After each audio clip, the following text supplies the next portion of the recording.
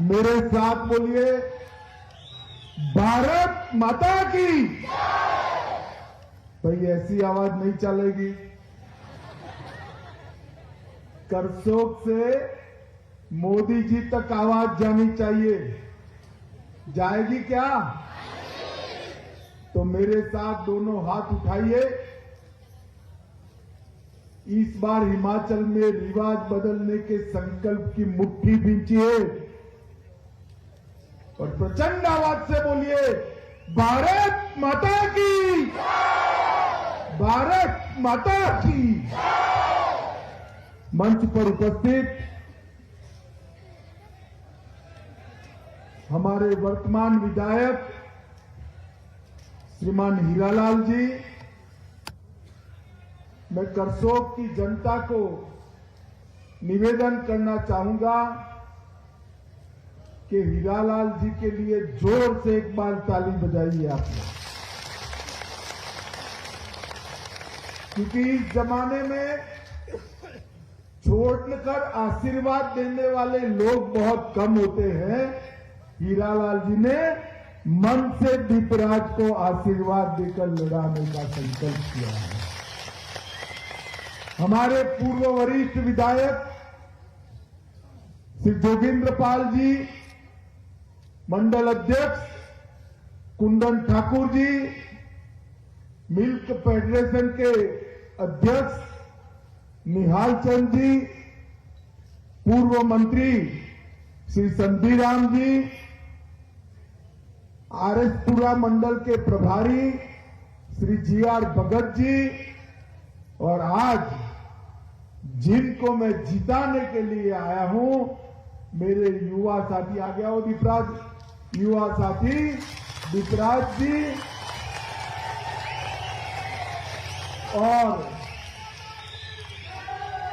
और करसोग के कोने कोने से आए हुए प्यारे भाइयों, बहनों, माताओं और मेरे जिगर के टुकड़े जैसे युवा मित्रों, सबसे पहले तो मैं करसोग की जनता का हृदय से धन्यवाद करना चाहता हूं। हेलीपैड से जब से निकला हूं तो यहां आया हूं, तब तक हर जगह मुंड ही मुंड दिखाई पड़ते हैं, कोई जगह खाली नहीं दिखाई। यहां पर भी तीसरी मंजिल पर, दूसरी मंजिल पर, पहली मंजिल पर, रोड पर, मैदान में, हर जगह लोग ही लोग भरे पड़े।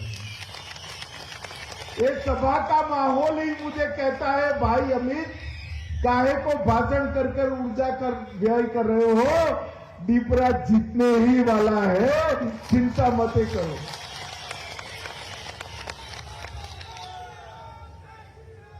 आपने जिस उष्मा से मेरा और हमारे प्रत्याशी युवा साथी दीपराज का स्वागत किया है, उसके लिए भारतीय जनता पार्टी की ओर से मैं आपका धन्यवाद करना चाहता हूं। आज जब मैं करसोग आया हूं, तब इस पावन माटी के भगवान महूनाग को नमन कर प्रणाम कर मेरी बात शुरू कर रहा था। ये करसोग माता कामाक्षा जी की भूमि है, भगवान ममलेश्वर की भूमि है और कई देवी देवताओं का आशीर्वाद इस पवित्र माटी पर मिला है। आज देवभूमि में मैं पहली बार चुनाव की घोषणा के बाद आया हूं, मगर मैं जब आया हूं तब सबसे पहले ये देवभूमि और वीरभूमि की माताओं को प्रणाम करना चाहता हूं, क्योंकि यही मेरा हिमाचल प्रदेश है जो आबादी के अनुपात में देश की सेना में सबसे ज्यादा बेटे भेजने का काम करता है, वो वही और बेटे जब वीर होते हैं तभी होते हैं जब जन्मने वाली मां वीरांगना होती है तब देखेगी। पूरा देश हमारी हिमाचल की वीर माताओं को प्रणाम करता है, मैं भी प्रणाम करता हूं। मित्रों, 5 साल पहले यहां से थोड़े दूर जयराम जी की कॉन्स्टिट्यूएंसी में मैं गया था। मुझे माहौल बहुत अच्छा लगा था। तब मैंने कहा था, जयराम जी को आप विधायक बनाइए, उनके बड़े व्यक्ति बनाने का प्रबंध हम करेंगे और वो मुख्यमंत्री बनेंगे। मगर उससे भी आज ज्यादा उत्साह और ज्यादा जनता करसोग के अंदर भाई दीपराज के लिए इकट्ठा हुई। मित्रों, भारतीय जनता पार्टी राजनीति के अंदर देश की सुरक्षा के लिए है, देश का दुनिया में सम्मान बढ़ाने के लिए है, देश के गरीबों के जीवन स्तर को ऊपर उठाने के लिए है, भारत के गौरव को बढ़ाने के लिए है और विकास करने के लिए है। आप मुझे बताओ, एक कांग्रेस पार्टी में, दिल्ली की बात कर रहा हूं, कांग्रेस पार्टी में मां बेटे के अलावा कोई दिखाई पड़ता है? अरे बोलो ना भाई, दिखाई पड़ता है क्या? अब हिमाचल में भी मां बेटे के अलावा कोई दिखाई पड़ता है क्या? अगर मां बेटों ने ही पार्टी चलानी है तो मेरे युवा साथियों, आपकी जगह कहां रहेगी? रहेगी क्या? भारतीय जनता पार्टी ने मोदी जी के नेतृत्व में देश में जातिवाद, तुष्टीकरण और परिवारवाद, ये तीनों नासूरों को समाप्त कर मेरिट के आधार पर जो काम करेगा वो राज करेगा, इस सूत्र को प्रस्तावित किया है। हमने पिछले 5 सालों में हमारे विधायक जी के नेतृत्व में सड़क, पानी, स्वास्थ्य और शिक्षा के क्षेत्र में ढेर सारे काम किए हैं। करसोग और हिमाचल पर मैं बाद में आता हूं, मगर सबसे पहले मैं पूछना चाहता हूं, माताओं, भाइयों, बहनों, आप मुझे बताओ, एक कश्मीर से धारा 370 जानी चाहिए थी या नहीं जानी चाहिए थी? सुना ही नहीं पड़ता है, माताएं नहीं बोलती है, जानी चाहिए थी या नहीं जानी चाहिए थी? 70 साल तक इस कांग्रेस पार्टी ने जवाहरलाल नेहरू की भूल को अपनी गोदी में झुलाने का काम किया, 370 को बचाकर। और धारा 370 के कारण भारत माता का मुकुटमणि अपना कश्मीर भारत के साथ कायमी जुड़ाव से अलग रहा। मोदी जी को आप लोगों ने दूसरी बार प्रधानमंत्री बनाया। हिमाचल की सारी सीटें 2019 में फिर से मोदी जी की झोली में डाल दी और 5 अगस्त 2019 को मोदी जी ने धारा 370 और 35 से दोनों को उखाड़ कर फेंक दिया। मित्रों, फेंक। और संसद में कहते थे, खड़े होकर संसद में भाषण करते थे कि खून की नदियां बह जाएगी। खून की नदियां छोड़ो, किसी की कंकर चलाने की भी हिम्मत नहीं हुई भाई, कंकर चलाने की भी हिम्मत नहीं। और आज अपना कश्मीर भारत माता का मुकुटमणि बनकर पूरे विश्व में विकास के रास्ते पर चल पड़ा है, लोकतंत्र के रास्ते पर चल पड़ा है। आप मुझे बताओ, आतंकवाद पर नकेल कसनी चाहिए या नहीं कसनी चाहिए? जोर से बोले, कसनी चाहिए या नहीं कसनी चाहिए? सोनिया मनमोहन की सरकार 10 साल चली। 10 साल तक ये पाकिस्तान से आलिया, मालिया, जमालिया घुस कर आते थे, हमारे जवानों के सर काट कर ले जाते थे। दिल्ली के दरबार में किसी की हिम्मत नहीं थी मुंह से एक शब्द बोलने, क्योंकि वो वोट बैंक की राजनीति करते थे।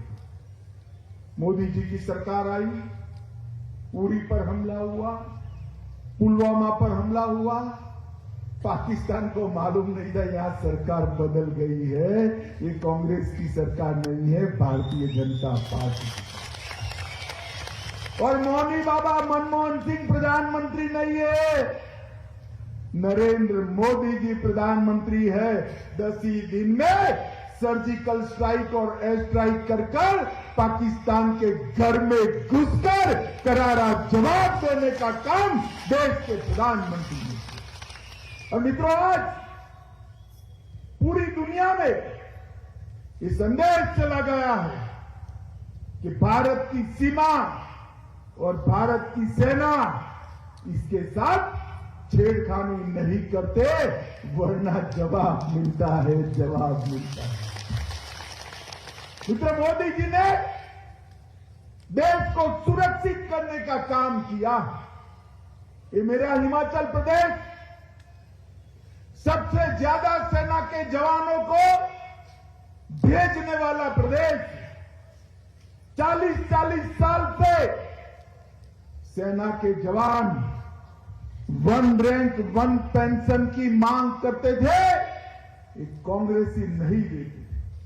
मोदी जी 2014 में प्रधानमंत्री बनने के साथ ही 1 रैंक 1 पेंशन का 40 साल पुराना मसला समाप्त कर दिया। क्योंकि मोदी जी मानते हैं, भारतीय जनता पार्टी मानती है कि जो अपने प्राणों को न्यौछावर कर सीमाओं की सुरक्षा करते हैं, वो जवानों के परिवार को खुशहाल रखने का काम देश की सरकार का है।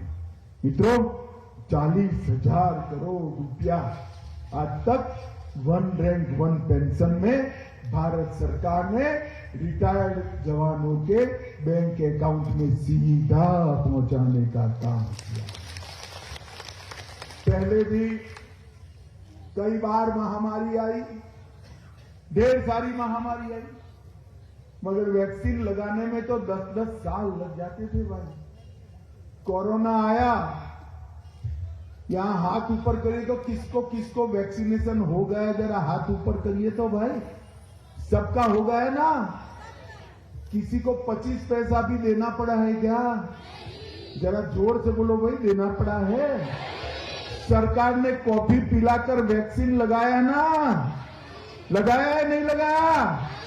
130 करोड़ लोगों को टेक्नोलॉजी के आधार पर दोनों वैक्सीन और तीसरा बूस्टर डोज भी नरेंद्र मोदी जी ने पहुंचाकर देश को सुरक्षित करने का काम किया है, कोरोना से बचाने का। और इसके साथ साथ कोरोना के वक्त छोटे छोटे काम करने वाले, रिक्शा वाले, ठेले वाले, मजदूरी करने वाले, सेब के खेतों में मजदूरी करने वाले मेरे भाई, दिहाड़ी ही बंद हो गई, लॉकडाउन लग गया, क्या खाएंगे? देश के 80 करोड़ लोगों को 2.25 साल तक प्रति व्यक्ति प्रति माह मुफ्त में राशन पहुंचाने का काम भी देश के प्रधानमंत्री नरेंद्र मोदी जी ने किया है। मित्रों, 80 करोड़ लोगों को राशन पहुंचाने वाली एकमात्र दुनिया में अगर कोई सरकार है तो भारतीय जनता पार्टी की नरेंद्र मोदी सरकार है। मित्रों, ये कांग्रेस हमेशा आंबेडकर जी का नाम देती है, मगर आंबेडकर जी को पूरा जीवन परेशान करने का काम ये कांग्रेस पार्टी ने किया।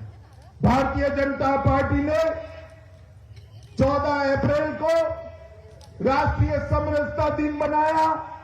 26 अप्रैल को 26 नवंबर को संविधान दिन मनाया।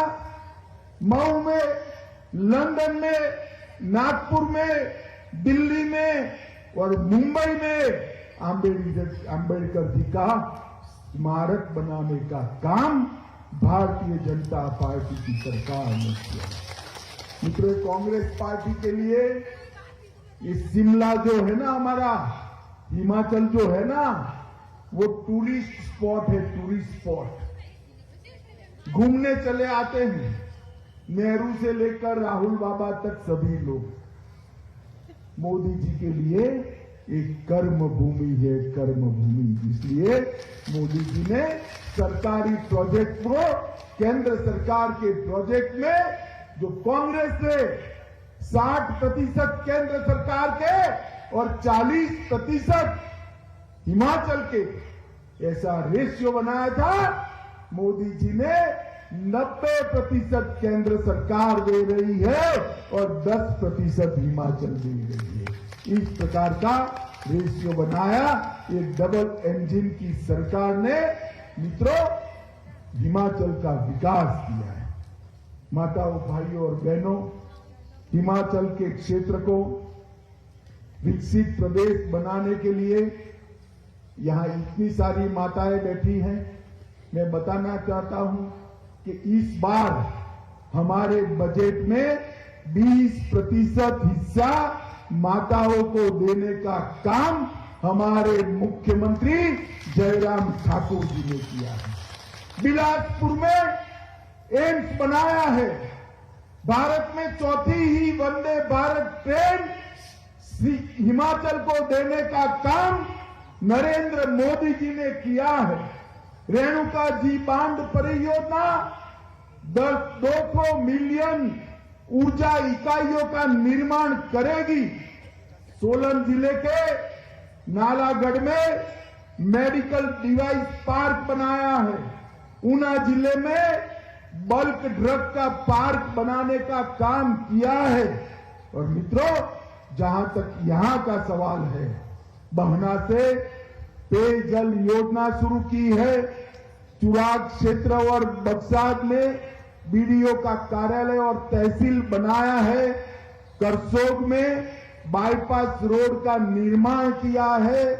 आसला में सीएचसी शुरू किया है। मंडी से होते हुए कीरतपुर से मनाली 4 लेन रोड बनाने का काम किया है। हिम केयर योजना के तहत मंडी जिले के 85,110 परिवारों को फ्री ऑफ कॉस्ट स्वास्थ्य का कार्ड देने का काम किया है। और आयुष्मान भारत योजना में भी 85,000 परिवारों को देने का काम किया है। जल जीवन मिशन के तहत इतनी ऊंची पहाड़ियों में 1,37,186 घरों में नल से जल पहुंचाने का काम ये भारतीय जनता पार्टी की जयराम ठाकुर की सरकार ने किया है।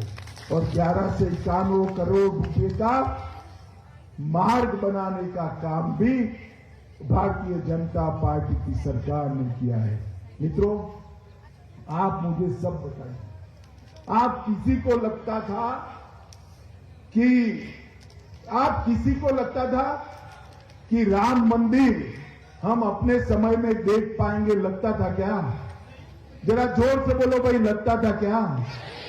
मोदी जी ने बाबर के जमाने से टूटा हुआ राम मंदिर फिर से बनाने के लिए 2019 में भूमि पूजन कर दिया है। और 2024 में वहां आकाश को छूने वाला राम मंदिर हम सब देख पाएंगे। माताओं, भाइयों, बहनों, मोदी जी ने पूरे देश का गौरव दुनिया में प्रस्तावित करने का काम किया है। आज पूरी दुनिया मोदी जी किसी भी समस्या पर क्या बोल रहे हैं इस पर गौर करती है। ये बहुत बड़ी बात है। यूक्रेन और रशिया के बीच में युद्ध हुआ। लगभग अपने 35,000 से ज्यादा लोग वहां फंसे हुए थे। मोदी जी ने दोनों राष्ट्राध्यक्षों को फोन किया और फोन करने के साथ ही दोनों ओर से तोप के गोले 2 दिन बंद हो गए और अपने सभी नागरिक भारत सही सलामत आ गए। इतने प्रभावशाली व्यक्ति, इतना प्रभावशाली प्रधानमंत्री बहुत समय के बाद मिला है। और हिमाचल वालों, मैं दूसरी बात कहना चाहता हूं। हमारे गुजरात में पूछते हैं कि भाई मोदी जी कहां से हैं। मैं भी गुजरात से आता हूं, मोदी जी भी गुजरात से आते हैं, मगर जब पूछते हैं तो आधे लोग कहते हैं हिमाचल से आते हैं और आधे लोग कहते हैं गुजरात से आते हैं। मोदी जी ने हिमाचल को अपनी कर्मभूमि माना है। यहां वो संगठन का काम करते थे, तब से लेकर आज तक पूरा विकास दिन दूनी रात चौगुनी गति से हो, इस प्रकार से करने का काम किया है। ये कांग्रेस वाले, उनके पास कोई एजेंडा नहीं, एक ही एजेंडा है, रिवाज है, रिवाज है, रिवाज है। राहुल बाबा, रिवाज काम में आने वाला नहीं है। उत्तराखंड के पहाड़ ने रिवाज तोड़ा है, इस बार हिमाचल भी रिवाज तोड़ने वाला है। ये हरी टोपी लाल टोपी की बात करते हैं। करसोग के भाइयों बहनों, मैं कहने आया हूं, आज से हरी टोपी भी भाजपा की है, लाल टोपी भी भाजपा की है। ये ऊपरी हिमाचल, नीचे का हिमाचल, ऐसी बात करते हैं। मैं आज हिमाचल वासियों को कहने आया हूं, ऊपरी हिमाचल भी भाजपा के साथ है, नीचे का हिमाचल भी भाजपा के। भारतीय जनता पार्टी हिमाचल में मोदी जी के नेतृत्व में, जयराम भाई के नेतृत्व में प्रचंड बहुमत के साथ फिर से एक बार सरकार बनाने जा रही है। मगर करसोग वालों, मैं यहां आया हूं, करसोग से हमारे भाई का एक कमल का फूल मोदी जी की झोली में डाल दीजिए। डालोगे क्या? अरे सुनाई नहीं पड़ता भाई, डालोगे क्या? कमल फूल के निशान पर बटन दबाओगे? मोदी जी के हाथ मजबूत करोगे? हमारे प्रत्याशी को विधायक बनाओगे? जयराम ठाकुर के हाथ मजबूत करोगे? तो मेरे साथ दोनों हाथ उठाइए, उठाइए दोनों हाथ। विजय के संकल्प की मुट्ठी बींचकर प्रचंड आवाज से बोलिए, भारत माता की, भारत माता की, भारत माता की। वंदे वंदे वंदे।